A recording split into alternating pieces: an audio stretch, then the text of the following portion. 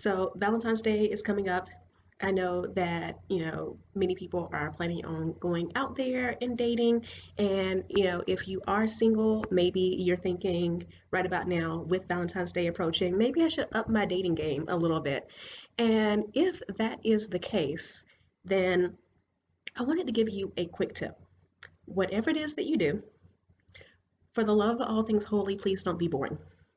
And I say this in the nicest, sweetest way possible, I promise. I'm really being serious here because this is something that I see all the time is that people go on dates and they ask the world's most boring questions.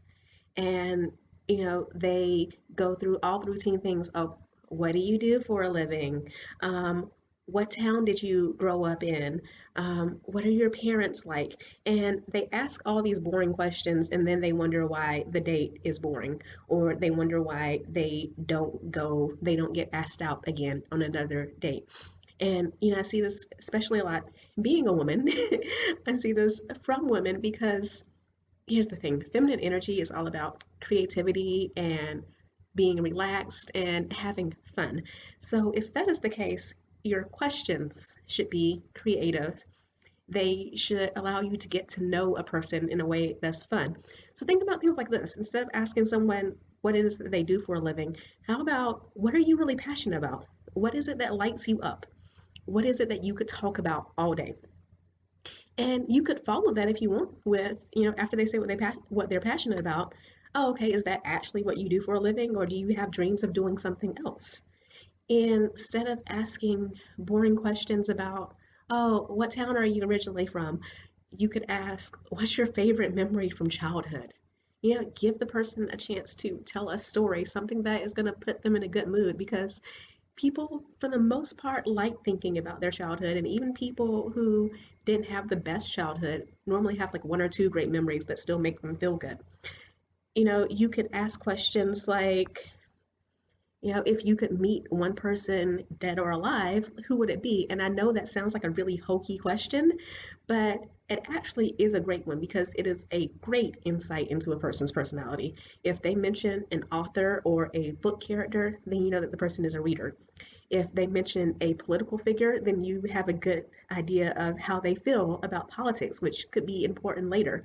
If they mention a religious figure, then, Jesus or something, then you know a little bit about their faith. So that is a great question to ask. And as you are asking these questions, I know that this sounds obvious, but make sure that you're actually listening as well, because there is nothing that is a bigger turnoff than a person who does not listen whatsoever.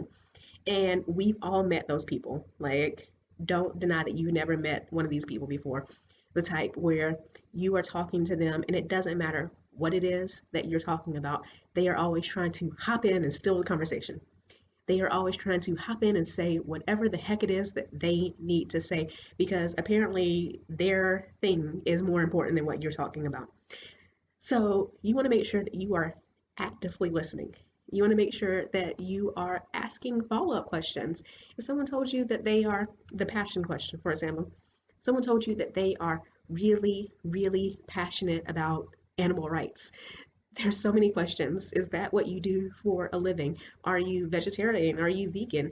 How did you get that way? Have you watched any great documentaries lately or listened to any good podcasts on animal rights or read any good books about it? You have so many follow-up questions to go.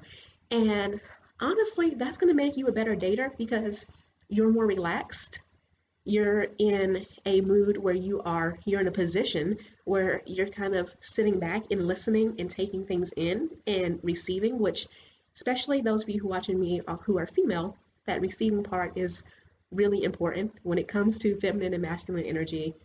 Women are receivers, and think anatomy. I don't want to get into a high school biology lesson, but women are receivers. So it puts you in a position where you are receiving, so you're more relaxed. And it also puts you in a position to really get to know someone. And when you do respond and when you do talk about your own experiences, then you're talking about something that they're actually interested in too.